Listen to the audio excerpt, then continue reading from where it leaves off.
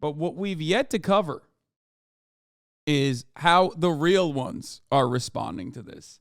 And by that I mean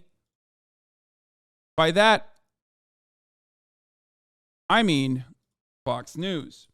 How is Fox News reacting to this information? That's usually what I want to know. Okay? Finally, the truth tellers are back on top. The Patriots are rising up. Let's take a look. And last week there's a big hole in this case and this indictment, and the statement of facts that were released with it do nothing to fill that hole, which is, how do you turn this misdemeanor, which you had to bring 2 years, within 2 years of the crime, how does it get elevated into a felony? Well, as you said, and the press conference showed, Bragg says, oh, it's because he was fixing the books to conceal another crime. He nowhere explains in the indictment or in the statement of facts what that other crime is. We're left hanging. And if we don't know, I think this is a huge hole in the indictment. I think the defense attorneys are going to be all over it, especially if Bragg tries to say, oh, it's about somehow defrauding the entire voting public of New York or of the whole country. You know, Joe, breaking it apart, I've been going through these various counts, and I always, for great respect, you guys as the experts, but it kind of reminds me of term papers I wrote in college where, you know, the professor would say it has to be a minimum of 30 pages. And I really had only 10 pages of good stuff. So I just kind of did weird things with an additional 20 pages to make the 30-page count. I don't want to trivialize it to that degree, but I do question what is new here that others who looked at decided to take a pass. Neil, you must have been some student. Nothing is new. This is two things scream to me from this indictment as weakness. One is the overcharging, as you just pointed out. This could and should have been one charge. And that's exactly what federal prosecutors, that's the standard that we had to abide by. We are told by the Justice Department not to overcharge. That's what's happened here. The other one is what you pointed out is not actually citing what the supposed crime that's being covered up with the accounting entries. And when asked at the press conference, District Attorney Bragg kind of defensively said, well, the law says we don't have to specify. And then he kind of threw out a couple of things. Well, there's New York State campaign law, which is interesting. There's federal campaign law. But the fact that they couldn't commit it in writing in the indictment screams to me that they are leaving themselves maximum flexibility, and they realize that's their vulnerability. Can a judge, John, in this case, Judge Marchand in this case, say, all right, this looks This is Fox, not going to lie, they fell off. This is mid. Brother, this is Fox during the day. Daytime Fox is very different than nighttime Fox. You need to understand that. Daytime Fox has to do like a little bit, at least a little bit of objective news coverage. If you recall, what's his name? Shepard. Was it Shepard Smith? He literally was like the staple. Shepard Smith was the staple daytime Fox broadcaster who left Fox to now work in liberal media. Like, there are a lot of people in daytime Fox News that will give you, like, you know, still clearly biased news reporting. It's like closer to CNN. Daytime Fox News is closer to CNN. Nighttime Fox News is insane and unhinged. Okay? Because of these legal flaws, as you say, Neil, overcharging, where you've got 34 counts, it really looks like just 2. This is where they try to build out, in fact, a more realistic counter. There's no description of what the crime actually is that leads this to be a felony. President Trump might have a good case that he's being charged by a vague law, that criminal laws have to be precise. You have to be precisely told what's illegal. Otherwise, your due process rights have been violated. He can also claim that Bragg is not allowed to try to prosecute federal law, here the election laws, by pretending it's some kind of state misdemeanor or felony. The Supreme Court has said that that's unconstitutional. There's so many, and then you've got one last one. All this happened well outside the statute of limitations. You either have 2 years for a misdemeanor in New York, 5 years for a felony to bring a case. Both of those clocks have expired. So I think what's going to happen is that Trump's lawyers, as you said, Neil, in the early fall, are going to make all these motions. A judge is going to have to rule on them. You're going to have oral arguments, and that could go on appeal through the New York court system all the way to the U.S. Supreme Court before any juror is even questioned for impaneling, before any opening statements are ever made in front of a juror. By the way, but just to be clear on what you're saying there, John, the man that is speaking right here, who's being presented as a UC Berkeley law professor, for those of you who do not know, is famously, John Yoo, famously the author of the Torture Memos, a set of legal memoranda known as the Torture Memos that were drafted by him when he was the Deputy Assistant Attorney General of the United States, okay? Which famously considered torture to be enhanced interrogation. They advised the Central Intelligence Agency, the United States Department of Defense, and the President on the use of the enhanced interrogation techniques, mental and physical torment, and coercion such as prolonged sleep deprivation, binding in stress positions, and waterboarding, and stated that such acts, widely regarded as torture, might be legally permissible under an expansive interpretation of presidential authority during the War on Terror. Just want to point that out real quick. That's what my man who's talking about Trump's situation right now. This is what I mean when I say, like, a lot of these people, if there were actual rules, if there were actual laws, if there was actually some kind of moral basis, some moral foundation for the way our criminal justice system works, he wouldn't be on television. He would be sleeping under the jail. Okay? Like, yeah, he's legally toxic, but he's not wrong about the law. I know, but I'm just trying to get people to understand that what you would consider to be immoral does not necessarily mean illegal. Okay? Do you get it? Especially when what is considered illegal is obviously, oftentimes, written by, or almost all the time, written by those who have a vested interest in protecting those in positions of power. Do you get it?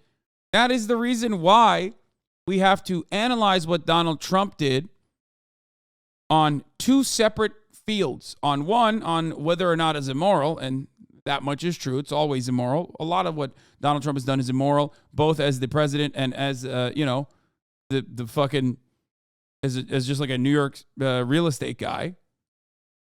Okay? Why is the stream audio choppy? Is it? But then it's also, no, everyone is saying no. It's just like audio perverts, dude. Then we also have to look at, like, what constitutes criminal behavior, illegal activity. Does this last? Does this gain traction, or does it risk falling apart? Someone said audio pedophiles. Neil, if the judge does his job Christ. right here, the case should be dismissed, and it actually should be dismissed quickly. I agree with what my friends have said, but I think this is actually worse than what we anticipated, because what we anticipated was that they were trying to bootstrap a misdemeanor, which, by the way, they'd have a good deal of difficulty proving if it was just a misdemeanor. Wait, what? But they need to show that he can see. Wait, no, there's no difficulty in proving that it's a misdemeanor. No, it's 100% a misdemeanor. The difficulty would have been on whether or not it constitutes a felony. That's insane. To enforce that they're federal saying campaign finance law. Now, maybe that's what he's planning to do, but he's got to tell us what he's planning to do, and more importantly, he's got to tell Donald Trump.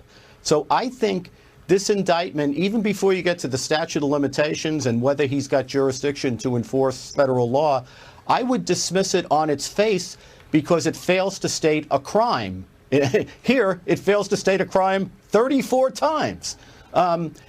It is the function of an indictment in the criminal justice system to do two things. It has to put a defendant on notice of exactly what he's being charged with, which is to say which crimes he's being accused of committing. And it then gives the defendant, this is the second part, a vehicle so if he's ever charged with that again, he can use the first indictment to plead double jeopardy. So in order to make that work, you have to tell the defendant what it is that you're accusing him of. And if an essential element of the offense is that you have to prove as the prosecutor beyond a reasonable doubt that he was trying to conceal another crime, you have to tell the defendant what the other crime is that he supposedly is concealing. This indictment fails to do that. So this isn't like they made a minor mistake or they have a typographical error about a date liberal. Or something. This is the heart of the case. They should have gotten Ben Garrison to do the court sketch. He does not look handsome like he actually is. He looks angry.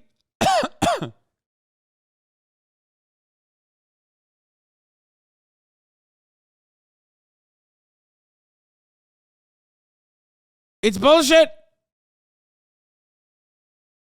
Ben Garrison court sketch would make Donald Trump look so sexy.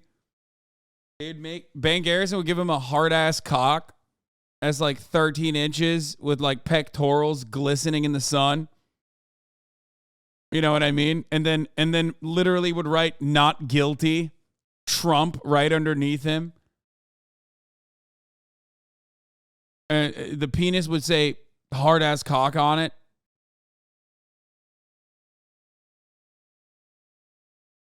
That's how Ben Garrison rolls. They fear him. They fear him for his good art.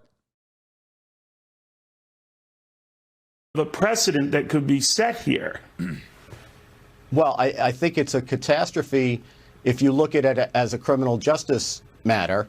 I frankly don't. I think the problem here is that we're looking at Bragg. Nominally, he is the district attorney, but in point of fact, he's an elected progressive Democrat who ran on a platform of getting this one guy, as if he's like Leventi Berrien at you. Show me the man, I'll show you the crime. I mean, that's what this smacks of. And it's not only that legally it doesn't stand up in the sense that he doesn't even plead an actual crime here, even though he says he's pleading 34 crimes. The story is incoherent because what he says in the factual description is that by doing these things, what Trump did was basically defraud the public into electing him in 2016. In point of fact, if Trump had assumed that these hush money arrangements were in fact campaign donations, that they were in-kind campaign expenditures, if that had actually happened, and he said to his people, I think we need to be careful here to comply with the campaign finance laws, these arrangements were cut or made days before the 2016 election, which means under the federal campaign laws, he wouldn't have had to disclose until months into 2017. So even if he had treated these things like campaign finance violations, the election would have been long over by the time they'd been disclosed. It is wild. Andy McCarthy, thank you very, very much. There's a lot we don't know. Just want to update you for those that tuning in right now. You're looking at Mar-a-Lago on the left of your screen. The former president, is returning there. He will make a statement on this. Again, we don't know the form, the venue. We certainly know the venue is there, but he will address this. Despite a quasi-warning from the judge, while not issuing a gag order to prevent the president from speaking or saying anything about this, he is after all running for that office yet again, so that's pretty hard to enforce. But he is going to address the nation on this very issue later tonight. Meanwhile, the present occupant of the White House has avoided pretty much any and all discussion of this, and it came up a number of times at today's White House briefing. Let's go to Peter Doocy on that and how the White House is responding to all of this, or not. Peter. Well, Neil, fascinating. Right after that White House briefing wrapped, a small group of press, the White House press pool for today, went into an event that President Biden was hosting with thought leaders about artificial intelligence. And somebody shouted to him at the end, do you think artificial intelligence might be dangerous? He said it remains to be seen. It could be. So we know. Fuck you, Peter Douchey. Questions from the press that was in there with them. But then when somebody asked if he thought this indictment was politically motivated, the president just smiled. So we got a smile, but nothing substantial. trying so hard to look like Lex Fridman. Yeah. Famously, Lex Fridman is the only person who wears a suit. Like literally on the planet. There's no one else that has ever worn a suit. Violence following the indictment. They wouldn't give us anything on that. I had a chance to ask the press secretary whether or not there is any concern here about what some folks on Capitol Hill have been talking about, basically that this sets a precedent for local DAs to be able to charge former presidents just like if Lex they choose Fridman to. soy. His shoulder. Anything I say, this judge might get furious and do something if I make reference to this. Watch inflammatory language. I guess that's what the judge is saying. Well, in this environment, in this politics in our age, almost anything you say is inflammatory. So the president's sort of like a one-armed paper hanger here, isn't he? I mean, isn't that what came out of this today? You can speak, Mr. President, but you better watch it. Is that fair? Neil, I think that's what his lawyers are telling him right now is to restrain yourself. You don't want to get in trouble with this judge. This judge is going to sit on your trial. He doesn't want there to be any kind of threats, any kind of inflammatory language. Go ahead, defend that too. Come on, dude. Come on, John, you. More important than your dog, you defended torture. Come on, defend this President too. Trump is running for president. I think his First Amendment rights are even greater than they normally He is defending would it. be. And I think this judge would actually be going too far if he actually tried to impose any kind of gag order or restraints on President Trump's ability to respond or to comment on what's going on in the courtroom. Because not only is it about the trial, it's also about the core of what the First Amendment is about what free speech is about, which is illegal. our right as citizens and as the president and as candidates to discuss the public issues. Unfortunately, because of what Bragg did by bringing this indictment at this time, he's turned what should have been a normal criminal investigation and prosecution into one of the major political issues of the 2024 campaign. So I think this judge, I hope this judge, and if he doesn't, think about this, then I think he's going to be reviewed on appeal about this. This judge should restrain his own instincts to treat this like a normal criminal trial. A guy who defended the Bush administration torturing people over here talking about how Donald Trump should be above the law with respect to gag orders. Oh, by the way, these are the screenshots of what got passed in court. This is what John Yoo is defending here. Trump has been publicly attacking the judge and DA. Screenshots that got passed in court, including this one. Okay.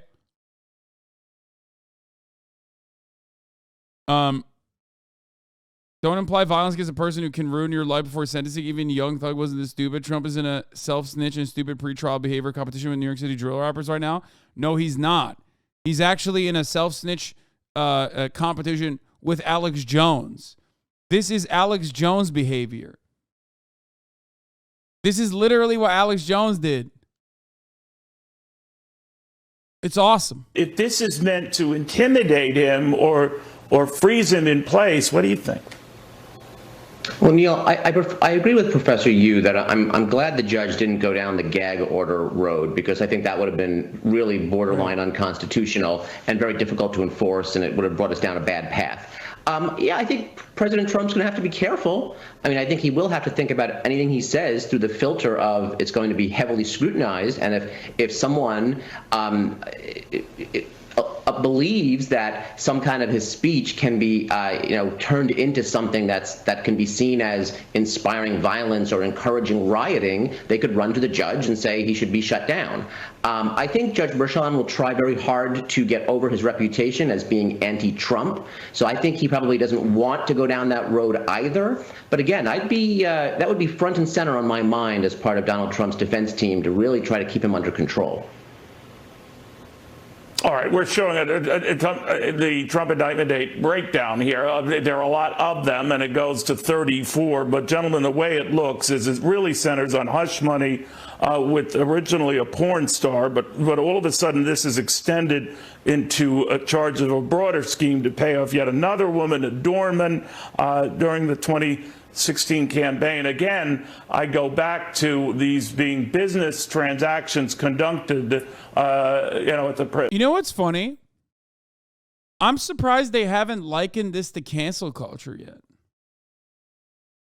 Like, have they all fallen off collectively? Why haven't they said that this is cancel culture? Like, the Alvin Bragg is doing a cancel culture. The judge is doing a cancel culture on Donald Trump. Surprising lack of cancel culture narratives that are flying around. Liberals are coming after you. Make no mistake. Cancel culture has been alive and well.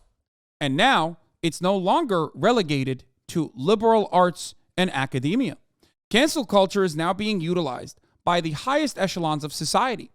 Under a liberal administration, these woke lords have decided to cancel a person running for the highest office, a person who was already a part of the highest office. Cancel culture is alive and well.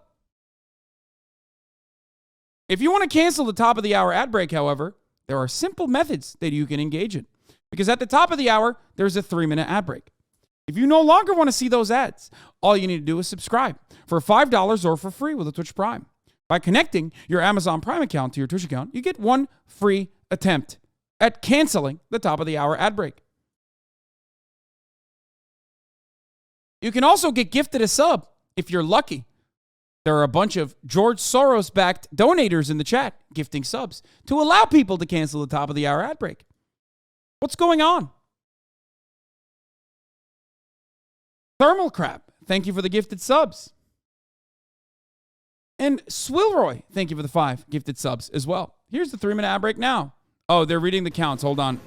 So, John, where do we go from here? We know the president is going to find this a great miscarriage of justice. He's not guilty on all of these counts. But it's out there in the American public. It's galvanizing. Republicans are rallying around him. His poll members have shot up. Contributions to his campaign, I believe, since all of this came to light, is over $8 million now. So it's politically a win for him. But in a general election environment, that's where Democrats might hope it boomerangs on him.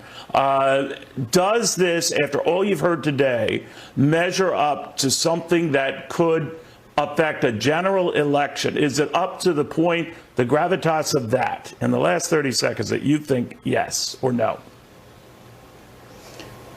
One is, I think it helps Trump's story, going back to the Russia hoax, going back to the 2 failed impeachments, going to the special counsel investigation, that he's suffering politicized justice, that his liberal opponents have turned the law enforcement system against him in an unfair way, as Joe said, by using the weakest case, the most tenuous, flimsy case to go first. This is only playing into that storyline, so it's going to help him with the primary voters. I also think President Trump was wise not to speak in public yet, not to try to get some kind of circus going in New York City, because that would have reminded the general electorate of January 6th, and I'm glad he didn't do that. And why push it? And why push